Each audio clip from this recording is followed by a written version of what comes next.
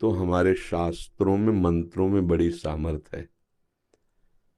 जब मंत्रों का ज्ञाता उस श्री विग्रह में भगवान का आवाहन वेद मंत्रों से, वेद किसी के द्वारा रचित नहीं है, ये अपौरुषेय है, स्वयं भगवान वेद के रूप में प्रकाशित है। तो जो मंत्र वेत्ता, त्रिकाल संध्या करने वाला, ब्रह्मणत्व से युक्त, जब ब्रह्म ऋषि आवाहन करता है मंत्र से, तो भगवान जो सर्वत्र विराजमान है वो वहां प्रकाशित हो जाते हैं। हृदय में भगवान सबके विराजमान है ना, पर प्रकाशित तो नहीं है ना। और जहां मंत्र जपे आप, तो हृदय में भगवान प्रकट हो जाते हैं, मंत्र का प्रभाव। अब वो विग्रह तो पाषाण का प्रकट में दिखाई दे रहा है, अष्ट धातु का प्रकट में दिखाई दे रहा है, या चित्रपट दिखाई दे रहा है। जहां भावपूर्वक मंत्रों का उच्चारण किया गया तो भगवान वहीं प्रकट हो गए। मंत्रों में बड़ी सामर्थ्य है। जब जन्मेजय जी को ये पता चला कि हमारे पिता को मारने वाला ये तक्षक सर्प अभी भी जीवित है और पिता हमारे पधार गए, तो धिक्कार हमारे जीवन को, अगर वो जीवित रह जाए तो मैं सर्पेष्टि यज्ञ करूंगा और उसका आवाहन करके यज्ञ में भस्म करूंगा। तुम्हें मंत्रों के प्रभाव की बात बता रहे हैं तो समझ जाओगे। बड़े बड़े ब्रह्म ऋषियों ने मिलकर सर्पेष्टि यज्ञ किए, उसमें सर्पों के नाम लेकर आहुति दी जाती थी। जब ये पता चला तक्षक नाग को, तो देवराज इंद्र उसके मित्र थे, तो देवराज इंद्र के सिंहासन के पावे में लिपट गया हो कि मेरी रक्षा करो। जन्मेजय जी ने कहा कि हजारों फड़ वाले सर्पों को तो भस्म होते हुए मैं मंत्र से देख रहा हूं, जे भी जिस सर्प का नाम लिया जाए स्वाहा, सीधे आके यज्ञ कुंड में भस्म हो जाए। हजारों सर्प, लाखों सर्प, बड़े बड़े विशाल, ये तक्षक क्यों नहीं आया? तो उनका महाराज, तक्षक इसलिए नहीं आ सकता कि देवराज इंद्र के सिंहासन के पावे में लिपटा है।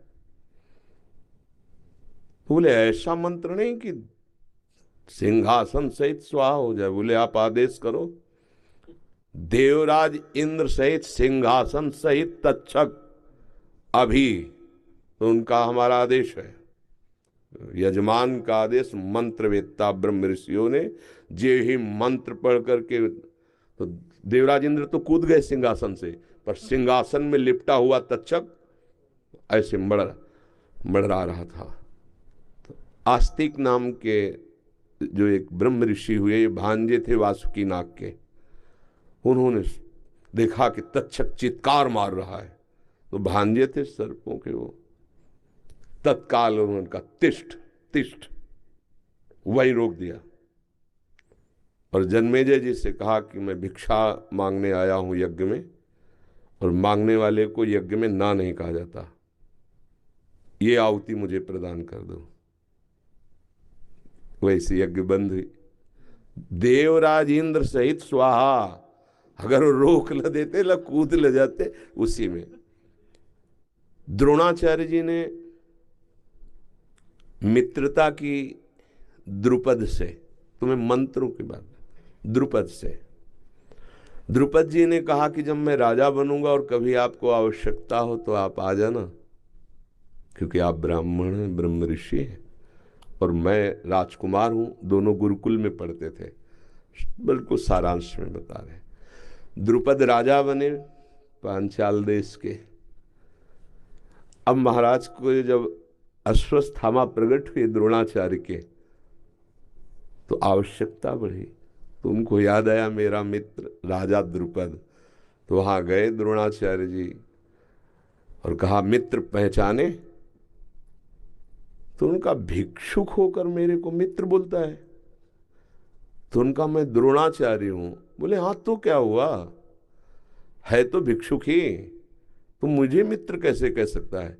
बोले गुरुकुल में हमारी आपकी मित्र, वो गुरुकुल था, इस समय मैं राज सिंहासन पर बैठा हूं और तुम बोलो क्या चाहिए, भिक्षा के रूप में ले सकते हो, मित्र कैसे बोल सकते हो? तो उनका नहीं, फिर नहीं, अब मैं तुम्हें दिखाऊंगा कि मैं कैसा भिक्षुक हूं।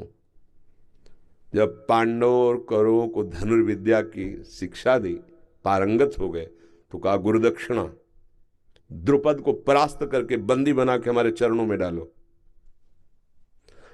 कौरवों की तो सामर्थ्य नहीं रही, वो परास्त हो गए द्रुपद से। पर अर्जुन, उनका गुरुदेव, ये गुरुदक्षिणा अभी कुछ ही क्षणों में दिव्यास्त्रों के ज्ञाता और पांचों भाई, केवल कोई सेना नहीं, परास्त करके द्रुपद को बंदी बना के डाल दिया द्रोणाचार्य के चरणों में। द्रोणाचार्य जी ने कहा, मित्र, अब स्वीकार करते हो मेरे मित्र, क्योंकि इस समय मैं राजा हूं, तुम परास्त पड़े हो चरणों में। तो हाथ जोड़कर खड़े हो, बोले अभी सर कटवा सकता हूं तुम्हारा, पर नहीं, मैंने तुम्हें मित्र कहा है, जाओ राज्य करो, पर भिक्षुक मत समझो। आज से आधे राज्य का कर हमारे घर भिजवाओगे और राजा तुम बनोगे। द्रुपद को बहुत अंदर क्रोध हुआ, पर स्वीकार कर लिया सब कुछ। अब वो इस बात में खोज रहे थे कोई मंत्रवेत्ता मिले जो द्रोणाचार्य का सर काटने वाला पुत्र पैदा कर सके। तो जब ऐसी बात करते तो ब्रह्म ऋषि जन ना कर देते। दो ऐसे ब्राह्मणत्व से युक्त मिले जिन्होंने तो यज्ञशाला से द्रोणाचार्य जी के वध का संकल्प करके हवन करने से धृष्टद्युम्न पैदा हुआ, द्रौपदी जी पैदा हुई। सुना है आपने? मंत्रों में इतनी सामर्थ्य है। फिर भगवान, वेद तो स्वयं भगवान का स्वरूप है, और उन मंत्रों का जो उच्चारण करके आवाहन किया जाता है तो निश्चित भगवान उस विग्रह में प्रकाशित हो जाते हैं। मंत्रों में बड़ी सामर्थ्य है।